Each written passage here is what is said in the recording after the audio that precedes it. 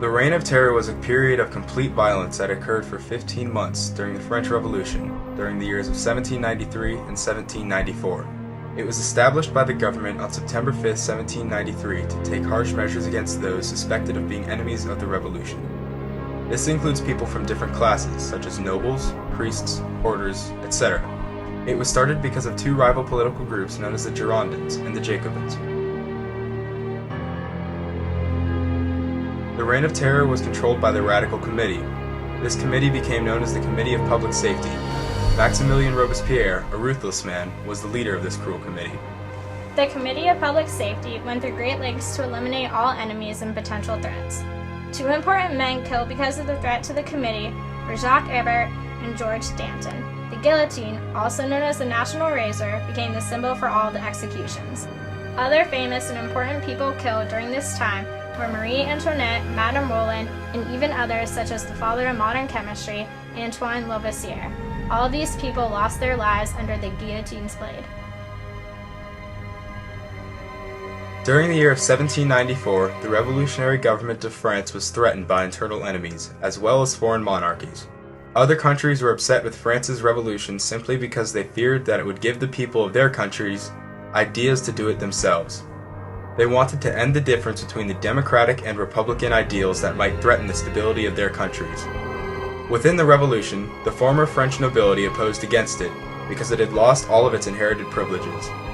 The Roman Catholic Church was also against the revolution because the civil constitution of the clergy turned the clergy into employees of the state and made it so they had to take an oath of loyalty to their nation.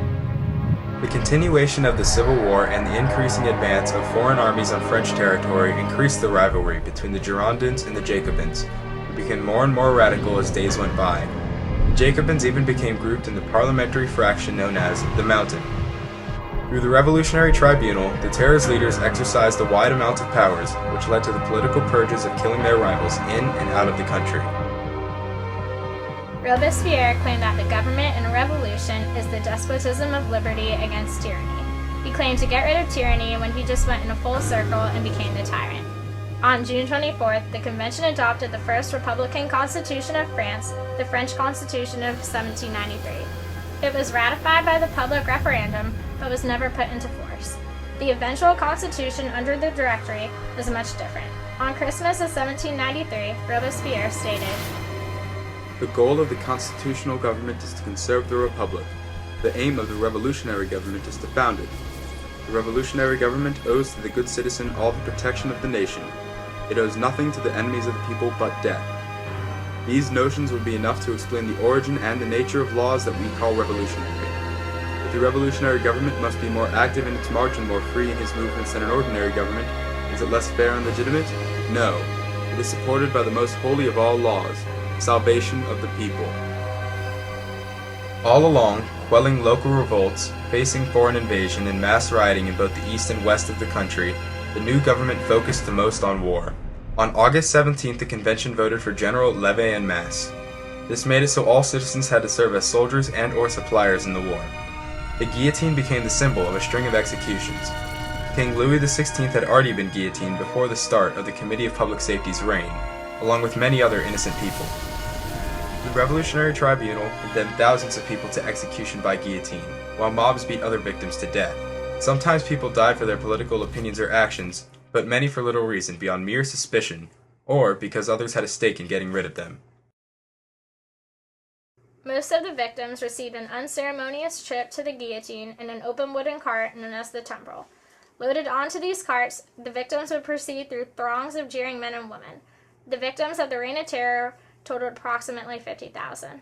Among those people who were condemned by the revolutionary tribunals, about 18% were aristocrats, 6% clergy, 4% middle class, and 72% were workers or peasants accused of hoarding, evading the draft, rebellion, and other small crimes. Of these social groupings, the clergy of the Roman Catholic Church suffered proportionately the greatest loss. The fall of Robespierre was brought about by a combination of many things. It was brought by those who wanted more power for the Committee of Public Safety and a more radical policy than he was willing to allow, along with the moderates who opposed the revolutionary government altogether. Between the two entirely different groups formed the Law 22 Prairial that was charged against him. They called for the execution of Robespierre.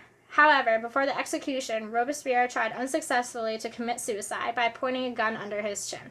The problem with that was that he managed to miss his head and he managed to hit his jaw, thus shattering it and silencing him and his speeches forever. Finally, in June 1794, a law was passed that made a suspect's right to public trial or legal defense. This was called the Thermidorian Reaction. The Reign of Terror came to an end on July 28, 1794, and also on this day, several leaders of the Reign of Terror were executed, including Louis de Saint-Just and Robespierre himself. About 300,000 suspects were arrested during this period. About 17,000 were executed, and many others died in prison. The reign of the Standing Committee of Public Safety was ended. New members were appointed the day after Robespierre's execution, and a new rule of term limits came about. A quarter of the committee retired every 3 months. Its powers were reduced little by little. The Reign of Terror was over.